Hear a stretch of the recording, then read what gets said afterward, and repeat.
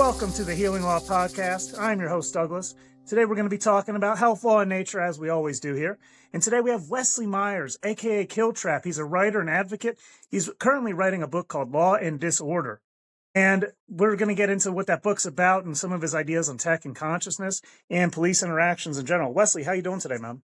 Pretty good. I'm kind of glad you threw in my streamer name there. You know, every now and then I do get back onto Slay the Brother and start streaming with my brother. So, yeah, but today I'm here to talk about my upcoming book I'm working on called Law and Disorder. In the book, I use some of my own experiences with police that I've had throughout my life to kind of frame why I have the opinions I have and why the powers police have are just, as you care about nature and law. So I'll phrase it this way, they're just unnaturally unlawful.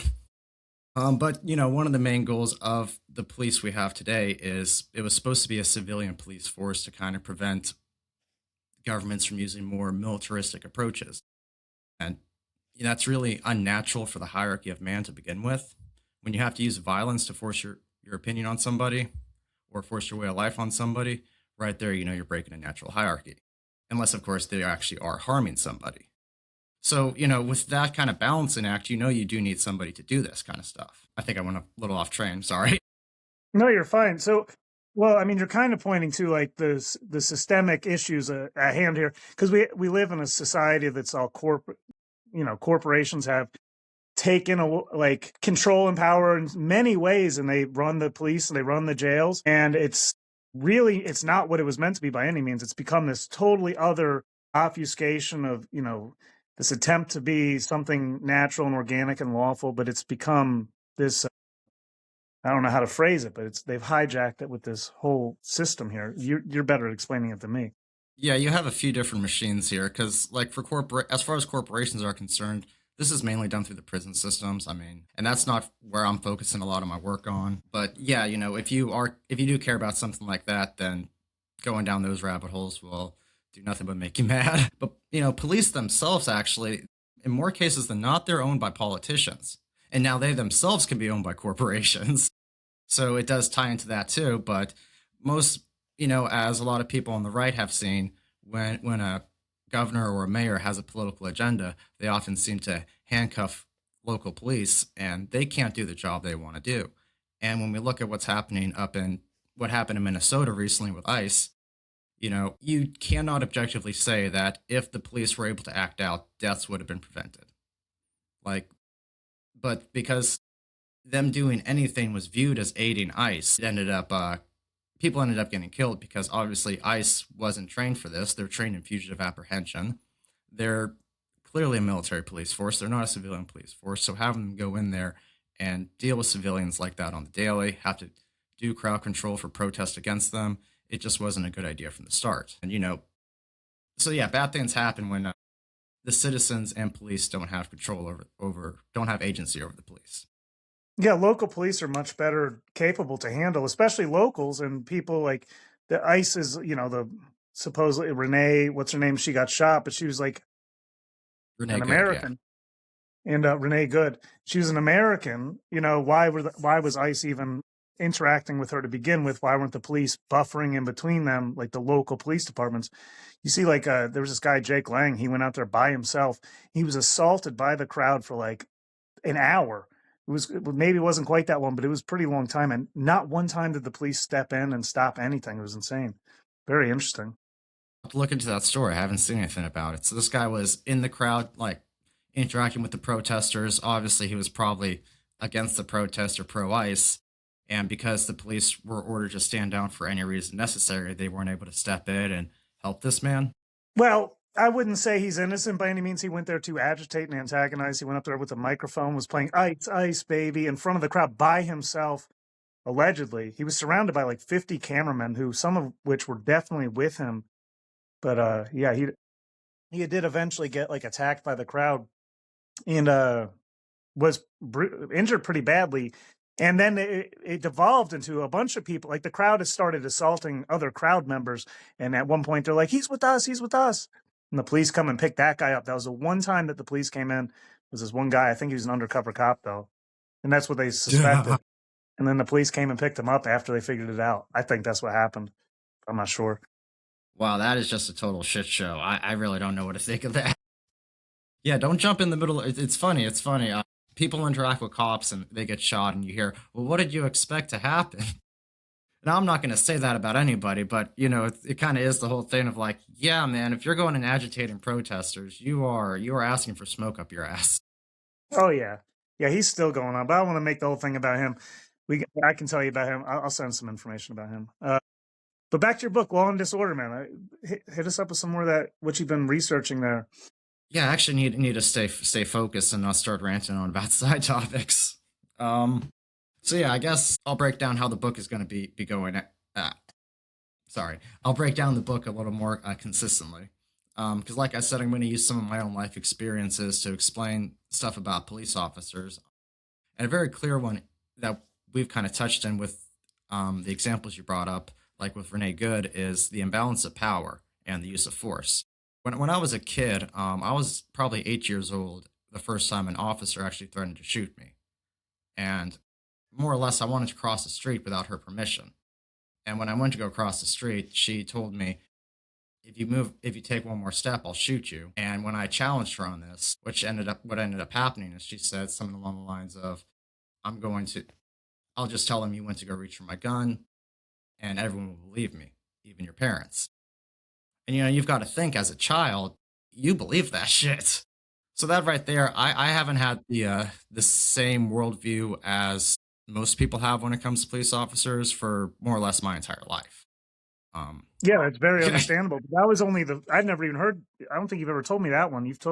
You've had several encounters that were rather aggressive with the police. Yes, I have. I mean, especially when you're a teenager with more of a metal or punk aesthetic, you definitely have a lot of weird interactions with police you feel like you shouldn't have. I remember one time I was at a coffee shop and I paid for a cup of coffee and walked away with it. And this cop is shouting at me like, "Hey, you, come here. You, I'm talking to you." And I don't know why he would be talking to me. So I don't turn around. It ends up with him like physically turning me around, accusing me of stealing the coffee. And if I wasn't in a coffee shop full of punks and goths who were actually willing to stand up to the police officer, I don't know, I may have been drug outside and arrested over a $5 cup of coffee I paid for. So yeah, my life is riddled Another with story I haven't experiences heard of. like That's that. crazy. How many interactions have you had like that with police? There were This not ring, interactions in general, but like aggressive ones. I don't know. This ring light makes me look a lot lighter than I am. They usually think I'm Hispanic. Oh I yeah, mean, several or a dozen, though. Several or a dozen, yeah. I mean, especially when I was a teenager, because, I had a lot of bad experiences in school, especially that one with police officers. So I did skip school a lot as a teenager. And cops know that kind of shit. They know which kids are skipping school and smoking pot, and they like to bust their balls and stuff like that. So, like I've had a lot of bad run ins with cops like that. I think I've told you about this one, where this one cop who was mad at my friend about a physical altercation they had had before, he had caught us after we had smoked weed. So we reek. We smell like that fucking cheap ass brick weed that you get from the hood. And he knows we smoked. He knows we're blitzed, but we don't have any on us. We smoked it all. And that's what we're telling him. And he's over there threatening to cavity search us just for the psychological fear factor. Now, I would hope this grown man would not want to sodomize two teenage boys. But terrible. this goes back to the point where the point I made with Zero Finesse about how there's it's a completely unnatural hierarchy, because if you're using threats of violence and death to get what you want out of people, you're probably not doing the right things. You don't have the right goals. I mean, how many people have been, it's a common argument, but how many people have been shot or thrown in a cell for their entire life, all over a little bag of weed? And sure, when I say a little bag, I may mean a few pounds, but no one's dying off that. Yeah, it's definitely there's an abuse of power is a huge thing. But so in your research, have you seen like effective things, like effective mechanisms that kind of like control that abuse of power, or better perspectives that they could have? Like, is there anything that you've seen that's illustrated like what you would think is a better way? Man, I should have brought notes, because there is a few things. I just can't think of anything off the top of my head. But Well, if something comes up, yeah, feel free. there is a balance between the agency a police officer needs over their own actions and the amount of control that should be exerted upon them, and to who should be exerting that control. Because as I said earlier about politicians, they really they've got them by the balls. They've got all the cops by the balls. And the thing about your sheriff is he's not actually a cop. He's just a politician with a gun. And that's something I go into with my book too, because after I was assaulted back in 2017, I ran into a lot of issues with my local police station. And to put it bluntly, that is exactly what the sheriff told me. He's just a politician with a gun.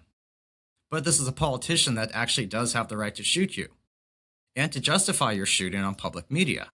If you look at someone like Grady Judd, he's America's sweetheart if you are a very pro-cop person. But he has said some of the most fucked up shit throughout my entire life. Like, one thing I talk about in the book is his famous quote where this dude ends up shooting a cop in a K-9 unit, running in the woods. And once they surround him, he allegedly raises his gun at SWAT, and they fire back. I have to say allegedly because Polk County, Florida does not wear body cams. They only have I think they have outward facing. Yeah, they do have outward facing dash cams, but not inward facing dash cams. And if you look into it, Grady Judd is very pro surveillance on the civilian population. They even have a spy plane. But regardless, going back to the story, when his officers unloaded all the ammo they have, and I think they shot him 38 times or some shit like that, a reporter asked, "Why did you shoot him so much?" And this is the famous quote. This is what people celebrate, and that my entire life I found a little disturbing because of my original experience. He said, "I imagine we ran out of bullets."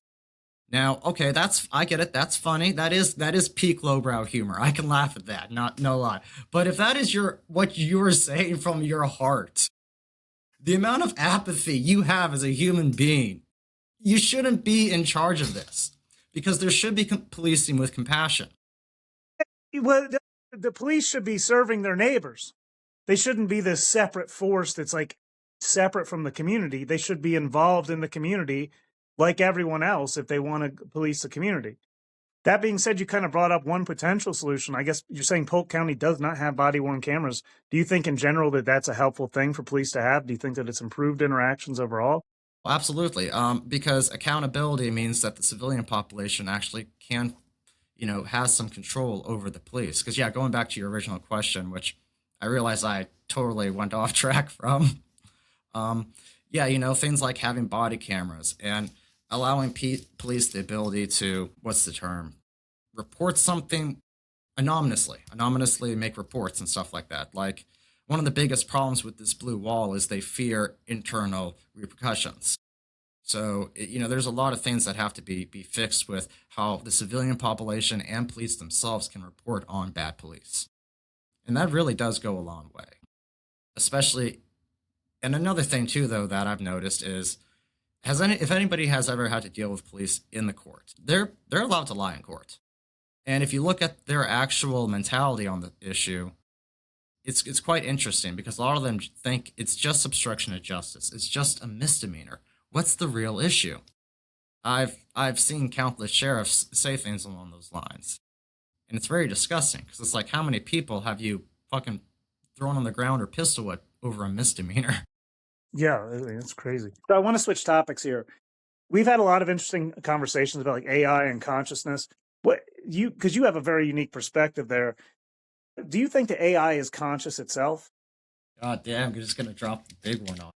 I'm just gonna let you know I've been writing a lot of science fiction and fantasy science fiction, so I've been coping with this topic more and more as I'm doing that. But I don't think per se AI itself is conscious. It depends on. It depends on what you mean by conscious. I think we don't have I don't think we have a universal definition of consciousness, to be honest. It can be an observer.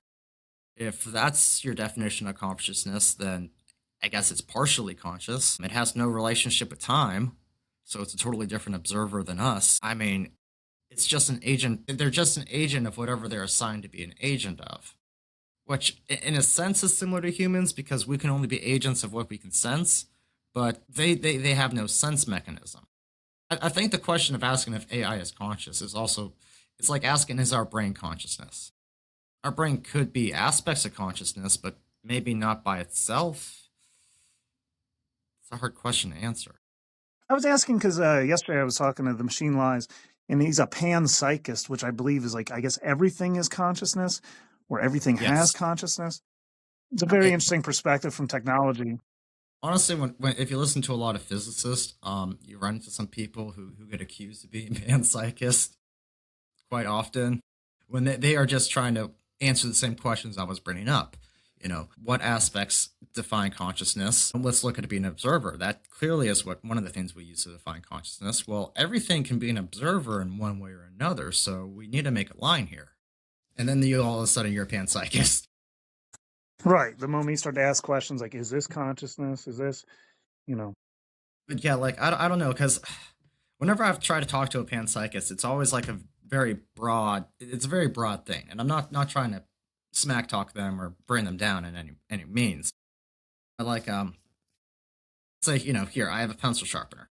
Is the pencil sharpener conscious, or are the razor blades, the screws, and the plastic casing conscious? If they have any level of consciousness to begin with, well, or some is may argue that it is like all of creation is one consciousness, I guess. Is so that's panpsychism. okay, now that All of that creation. argument for panpsychism, I can kind of, they're all aspects of consciousness, but how conscious are the cells in our body? I I mean, they're can't have there. this conversation without playing devil's advocate with even myself. Oh man, we're getting way off into the weeds here. Freaking Like, are wavelengths anyhow. conscious? Because the splits, Well, light none of us itself, understand the some double might. slit experiment. None of us understand that shit. Well, light itself is like kind of consciousness, and it kind of. I saw this documentary. It's like rocks are just light. They harden like it's just a hard form of light. So it's everything is really just light and waves. So it is like one form of consciousness, I would suspect. But anyhow, Everything reflects and absorbs light, I guess. But light, I think I told you about this one where they had an experiment where they moved a plant to see how much it would move for the light. And at one point, the light ended up moving to the plant. what? Yeah, yeah. They measured the light moving towards the plant?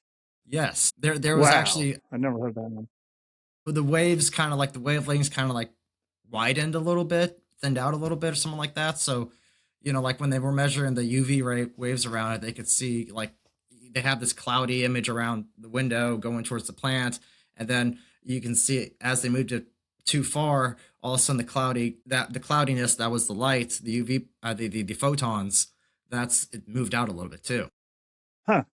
Yeah, that's fascinating. I'll have to look into that one. Well, we're running out of time here. I do want to ask you about you ever heard of fulvic acid?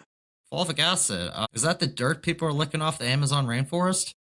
Well, it would be present in the dirt there, but it's basically ancient plant compost broken down over like thousands or millions of years, right? And it's got all like the compounds that the plants had, all the polyphenols, probably the things that they use to attract the light somehow, whatever that is. It breaks down over time. It's great for our bodies. It helps with energy and stuff like that. Because this Wesley, the Healing Law podcast is sponsored by our great sponsor, American Grit Fulvic, and you can find out more about that at OperationAmericanGrit.com. Enough of that. Enough of And it's that. better than the dirt here in Kansas? Because when I Well, it's lick the way dirt better off the than the dirt ground in here, I Kansas. just get a kidney stone. As you know, like if you've ever had one of those Roundup plants in your town, the ground there gives you cancer. Oh man, oh yeah. Well, all the farmland and the soil runoff. It was fascinating because things like that, the chemicals that we make, they put fulvic acid into the water. There's like some studies where the cities will put fulvic acid into a polluted water system, and it will renaturalize the chemical somehow. I don't really understand the process, but it pulls it out of the water just by them dumping it in. So you can speculate from there what it does in our body. Well, you said it had something to do with like the carbon molecules in there, correct? Or something like that? Because I Well, think we're a carbon can be carbon used based for life, filtration. right? Well, yeah. Well, it's I'll have to with look these. that up. Fact check me with Grok. we're life is carbon based on Earth. All life is carbon based. So when life decays, it leaves carbon deposits, and that's where you get oil, coal tar, and fulvic acid and humic substances. They're all forms of carbon, and eventually it break down into a graphite. Graphene is what they want to use to communicate, is they're trying to recreate the natural intelligence system. It's my People speculation. better get onto that before these microplastics get over there then. Because I read this study about how microplastics are actually seeping into the sediment layers, going back like 200, 300 years already. Mm-hmm. It's weird, So, well, I because mean, it came that's from the Earth. And then we twist it and make it technology. Like we make it second class nature is what TML defined it as yesterday, is like a much easier way. It's like we recreate nature into this second class of nature, and it's not the same, obviously. Yeah, yeah, But I can vibe with that. so I don't want to take away too much from the topic here of your police interactions, your book. Is there any other things you want to bring up about your book or what you're working on? Wesley, I don't want to take up too much of your time, and I appreciate you coming out to have this conversation. Is there anything else about police interactions and your book and what you're working on that you would like to bring forth and share with us? I think I'd just like to just give another shout out to the book, Law and Disorder. That it doesn't have anything lined up to be published yet, but I will be finishing it very soon. And by the time we start getting stuff lined up, I'll be back on your podcast, and then I'll be able to talk more about the book, of course, because we'll actually have everything formed. I'm sure once I throw it at a publisher, they're going to throw it back at me because that's usually how that kind of stuff goes. So I may end up self-publishing. We'll see how that goes. Pray for me on this journey. And if that takes too long, maybe I'll have one of my fiction novels, science fiction or fantasy novels, coming up soon too. Because as I write a lot, I need a break from writing about real world stuff and people getting shot by police getting shot by people, pedophiles and cannibals running the country. Because I do use things like Charles Manson. If you're a conspiracy minded person, which a lot of people probably are after the Epstein files, I use examples like Charles Manson and Epstein to point out how they can't actually keep us safe, at least not with the way we're doing stuff. Yeah, so right. It takes us one intelligence agency to run over the law and order. But yeah, thank you for having me so much, and it was nice talking to you again, dude. I look forward to that book. Obviously, dude. I look forward to talking to you again. And when you have that published, or if you have something else to bring forth, obviously you're welcome on. Where can people find you to find more about you if they want to follow you? Nowhere yet. You can follow me on Slay the Brother at YouTube. I do stream occasionally. I'm thinking of just getting back in and I was making content videos where I do build recommendations because I really like doing that in video games, making just different builds, fucking around with them. Then I get bored because I have ADD and I have to make a new build. But I'm thinking maybe just going on and streaming on and off occasionally, kind of just help unwind. Yeah, man, we have to have that downtime, especially when you're doing serious research like you are.